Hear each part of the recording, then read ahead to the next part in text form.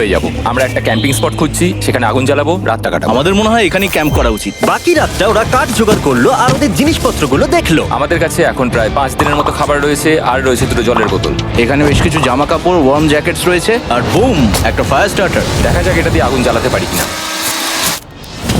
ও, এই তো।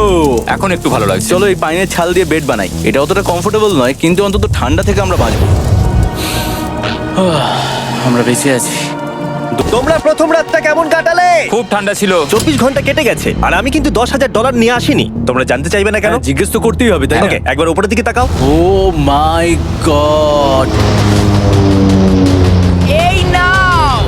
প্রত্যেক 24 ঘন্টা অন্তর আমরা প্লেন থেকে নিচের দিকে $10,000 করে ফেলবো। এই দেখো $10,000। একটা প্যারাসুট ব্রিফকেসে। যা ওটা ধরো, গিয়ে ধরো, ধরো ওটা। ভাই এটা তো পাগলামো।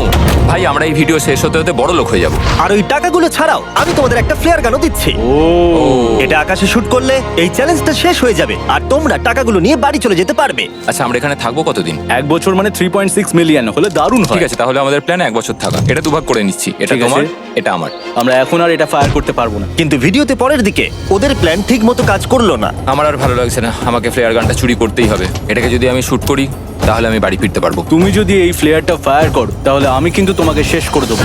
তাহলে তুমি বড়লোক হওয়ার জন্য তৈরি? একদম। তৃতীয় রাত্রে ওদের মাটিতে শোবার কারণে ঠিক মতো ঘুম হয়নি। পরের 10,000 পাবার পরে ওরা নিজেদের শেল্টার বানাতে শুরু করলো। আমি আমার জ্যাকেট ইউজ করে পাইনের ছালগুলো নিয়ে যাচ্ছি শেল্টার বানাবার জন্য। আমি এই মেটাল পিসটা এখান থেকে কুড়িয়ে পেয়েছি, আর আমার মনে হয় এটা দিয়ে শেল্টারের ছাদটা ভালো তৈরি করা যাবে। লেয়ার 1 তৈরি হয়ে গেছে। বুম! এই জায়গাটা আমাদের